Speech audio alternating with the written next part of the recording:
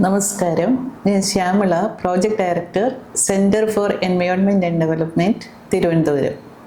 മൺസൂണിൻ്റെ പ്രാധാന്യത്തെപ്പറ്റി ഇന്ത്യയിൽ ആർക്കും തന്നെ പ്രത്യേകിച്ച് പറഞ്ഞു കൊടുക്കേണ്ടതില്ല. ഇന്നിവിടെ പ്രതിപാദിക്കാൻ ഉദ്ദേശിക്കുന്നത് മൺസൂണിനെ പറ്റിയുള്ള പൊതുവായിട്ടുള്ള ചില കാര്യങ്ങളാണ്. എന്താണ് മൺസൂൺ? ഇന്ത്യൻ മൺസൂൺ ഒരു സങ്കീർണവും സുപ്രധാനവുമായ കാലാവസ്ഥാ സംവിധാനമാണ്. ഇത് ഇന്ത്യൻ ഉപഭൂഖണ്ഡത്തിൽ കാര്യമായ മഴ കൊണ്ടുവരുന്നു. കൃഷിക്കും മറ്റ് ജലസ്രോതസ്സുകൾക്കും നിർണായകമാണ് ഇത്. തെക്കു പടിഞ്ഞാറ് നിന്ന് ആരംഭിക്കുന്ന വേനൽ മൺസൂൺ ജൂൺ മുതൽ സെപ്റ്റംബർ വരെയാണ്. ഇത് കരയുടെയും കടലിൻ്റെയും വ്യത്യസ്ത താപത്താൽ നയിക്കപ്പെടുകയും ഇന്ത്യയുടെ മിക്ക ഭാഗങ്ങളിലും കനത്ത മഴയ്ക്ക് കാരണമാവുകയും ചെയ്യും. നേരെ മറിച്ച് ഒക്ടോബർ മുതൽ ഡിസംബർ വരെ സംഭവിക്കുന്ന വടക്ക് കിഴക്കൻ അഥവാ ശീതകാല മൺസൂൺ താരതമ്യേന വരണ്ടതും തണുത്തതുമായ വായു കൊണ്ടുവരുന്നു. ഇത് തെക്ക് കിഴക്കൻ പ്രദേശങ്ങളെ ബാധിക്കുന്നു. ദശലക്ഷക്കണക്കിന് ആളുകളുടെ ഉപജീവനത്തെ സ്വാധീനിക്കുന്ന രാജ്യത്തിൻ്റെ തന്നെ കാലാവസ്ഥ, സമ്പദ് വ്യവസ്ഥ, കാർഷിക രീതികൾ എന്നിവയിൽ ഇന്ത്യൻ മൺസൂൺ ഒരു പ്രധാന പങ്ക് വഹിക്കുന്നു. മൺസൂൺ കാറ്റിൻ്റെ ദിശയുടെ കാലാനുസൃതമായ വിപരീതമാണെന്ന് പറയാം. ഇന്ത്യയിലെയും ലോകത്തെ മറ്റു പല പ്രദേശങ്ങളുടെയും മഴയ്ക്ക് മൺസൂൺ കാരണമാവുന്നു. വേനൽക്കാലത്ത് താർ മരുഭൂമിയും വടക്കൻ മധ്യ ഇന്ത്യൻ ഉപഭൂഖണ്ഡത്തിൻ്റെ സമീപ ഭാഗങ്ങളും ചൂടാവുന്നു. പ്രധാനമായും ഏപ്രിൽ മെയ് മാസങ്ങളാണ് ഇത് സംഭവിക്കുന്നത്. ഇതിൻ്റെ ഫലമായി സൗരോർജ്ജ താപത്തിൻ്റെ ഫലമായി ഉപഭൂഖണ്ഡത്തിന് മുകളിൽ മർദ്ദം കുറയുന്നു. ഇന്ത്യൻ മഹാസമുദ്രത്തിൽ നിന്നുള്ള ഈർപ്പം നിറഞ്ഞ കാറ്റ് ഈ മർദ്ദം കുറഞ്ഞ സ്ഥലത്തേക്ക് വീശുന്നു. ഇതാണ് പിന്നീട് മൺസൂണായി മാറുന്നത്.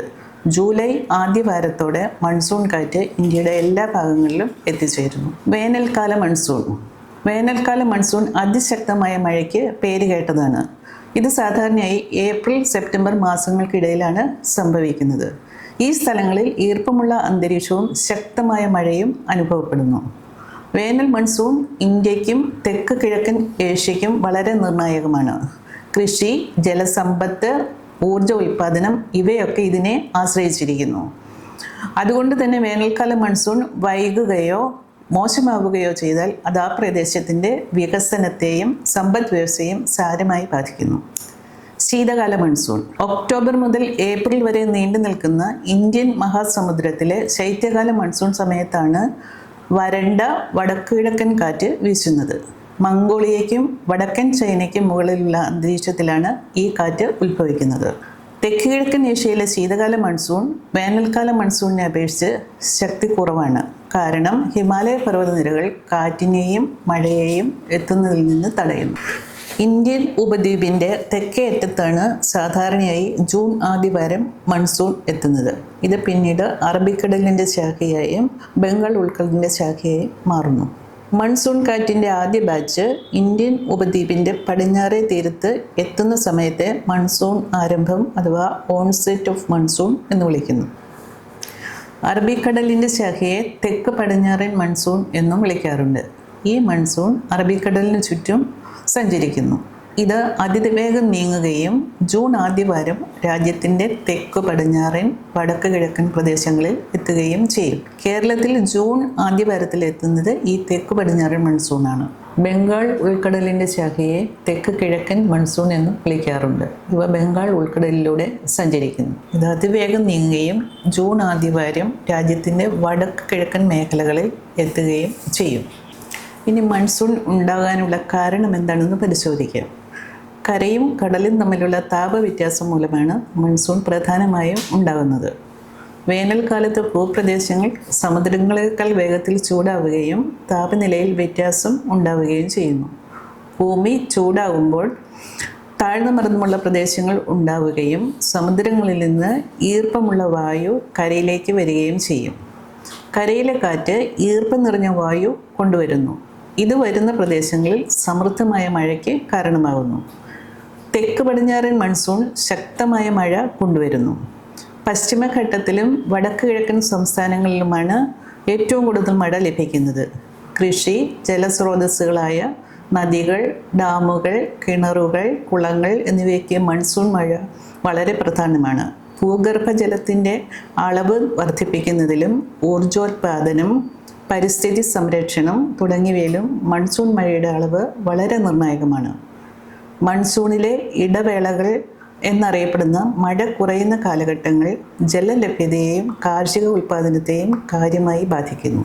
മൺസൂൺ സാധാരണയായി ജൂൺ ആദ്യം കേരളത്തിൽ എത്തുകയും സെപ്റ്റംബർ മാസത്തോടെ പിൻവാങ്ങുകയും ചെയ്യും. എല്ലാ വർഷവും ജൂൺ 1 കേരളത്തിൽ മൺസൂൺ മഴ കൃത്യമായി എത്തിയിരുന്ന ഒരു കാലം ഉണ്ടായിരുന്നു. ഇന്ന് ആ പതിവിന് മാറ്റം വന്നിട്ടുണ്ട്. പലപ്പോഴും മൺസൂൺ മഴ നേരത്തെ എത്തുകയും ചിലപ്പോഴൊക്കെ വൈകി വരികയും ചെയ്യാറുണ്ട്. മൺസൂണിൻ്റെ പ്രഭാവം ഏറ്റവും അധികം അനുഭവപ്പെടുന്ന ഒരു സ്റ്റേറ്റാണ് കേരളം. ഏകദേശം 3000 മില്ലിമീറ്റർ മഴ പ്രതിവർഷം ലഭിക്കുന്ന ഇന്ത്യയിലെ ഏക സംസ്ഥാനവും കേരളമാണ്. ഇനി മൺസൂണിൻ്റെ ഗുണപരമായ ഫലങ്ങൾ എന്തൊക്കെയാണെന്ന് പരിശോധിക്കാം. ഇന്ത്യയിലെ ജനസംഖ്യയുടെ ഏകദേശം 64% പേരും കൃഷിയെ ആശ്രയിക്കുന്നവരാണ്. കൃഷി മൺസൂണിനെ ആശ്രയിച്ചിരിക്കുന്നു. നമ്മുടെ ഡാമുകൾ, റിസർവോയറുകൾ, കിണറുകൾ, കുളങ്ങൾ തുടങ്ങിയ പ്രാദേശിക ജലസ്രോതസ്സുകൾ ഇവയെല്ലാം മൺസൂണിനെ ആശ്രയിച്ചാണ് നിലകൊള്ളുന്നത്. ജലസേചന ഡാമുകളാണ് ഇന്ത്യയിലെ കൃഷിയെ നിർണ്ണയിക്കുന്നത്. അതുപോലെ തന്നെ ഊർജോൽപാദനം, കുടിവെള്ളം, മറ്റ് ജലാവശ്യങ്ങൾ ഇവയും മൺസൂൺ മഴയെ ആശ്രയിച്ചാണ് നിലകൊള്ളുന്നത്. ഓരോ പ്രദേശങ്ങളുടെയും ജനങ്ങളുടെ ജീവിതശൈലി, ആവശ്യങ്ങൾ, ഭക്ഷ്യസുരക്ഷ, സാമ്പത്തിക പ്രവർത്തനങ്ങൾ, ഉപഭോഗ വസ്തുക്കൾ, ആരോഗ്യം തുടങ്ങിയ ഘടകങ്ങളിൽ ഒരു പരിധിവരെ കാലാകാലങ്ങളിൽ വരുന്ന മൺസൂണിൻ്റെ വ്യത്യാസം സ്വാധീനിക്കുന്നു. മൺസൂണിൻ്റെ സ്വാധീനം എങ്ങനെ ദോഷഫലങ്ങൾ ഉണ്ടാക്കുന്നു എന്ന് പരിശോധിക്കാം. എല്ലാ വർഷവും മഴയുടെ വ്യതിയാനം രാജ്യത്തിൻ്റെ വിവിധ ഭാഗങ്ങളിൽ മണ്ണൊലിപ്പ്, വെള്ളപ്പൊക്കം, വരൾച്ച എന്നിവ ഉണ്ടാക്കുന്നു. പെട്ടെന്നുള്ള അമിതമായ രീതിയിലുള്ള മൺസൂൺ മഴയുടെ വരവ് മണ്ണൊലിപ്പ്, മണ്ണിടിച്ചിൽ എന്നിവയ്ക്ക് കാരണമാകുന്നു. ഇത് പ്രകൃതിയിലുണ്ടാക്കുന്ന ആഘാതങ്ങളും അടിസ്ഥാന സൗകര്യങ്ങൾക്കുണ്ടാക്കുന്ന നാശനഷ്ടങ്ങളും സാമ്പത്തികമായും സാമൂഹികമായും മനുഷ്യജീവിതത്തെ ദുസ്സഹമാക്കുന്നു. ഇതിനെ നേരിടാൻ ദുരന്ത നിവാരണ തന്ത്രങ്ങളും പ്രതിരോധ പ്രവർത്തനങ്ങളും അനിവാര്യമാണ്. കാലാവസ്ഥാ വ്യതിയാനം മൺസൂൺ പാറ്റേണുകളെ സാരമായി ബാധിക്കുന്നു. കാലാവസ്ഥാ വ്യതിയാനം ഇന്ന് മൺസൂൺ പ്രഭാവത്തെയും സ്വഭാവത്തെയും കാര്യമായി ബാധിച്ചിട്ടുള്ളതായി പഠനങ്ങൾ സൂചിപ്പിക്കുന്നു. കേരളത്തിലെ മൺസൂൺ കാലം.